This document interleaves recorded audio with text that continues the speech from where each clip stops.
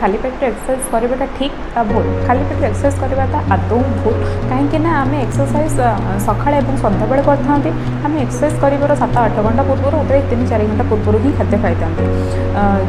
जहाँ कि आम बॉडी को जहाँ भी एनर्जी नीड्स थाए कि कैलोरी कि फैट जहाँ भी नीड्स थाए ये सब 7-8 घंटा भर आम जहाँ भी खाद्य खाई से सब आम बॉडी रिक्वायर को फुलफिल करता है। जब आम एम्प्टी स्टमक एक्सरसाइज करूँ बॉडी में भी जहाँ भी अल्प किसी मात्रा जहाँ भी एनर्जी प्रोटीन थाए एक्सरसाइज टाइमिंग आम बॉडी एज ए फुल हिसाब से यूज कर देता है। तापर आम बॉडी फेल मीन्स कि protein energy level total down हो जाए द्वारा आमको सुगर लेवल कमिज हो एवं नेशनल टेंडेंसी एमती बहुत वेराइटी ऑफ साइड इफेक्ट देखाई था। तेणु आम एक्सरसाइज कर घंटाटे कि 45 मिनट पूर्व किसी हाई कैलोरी फूड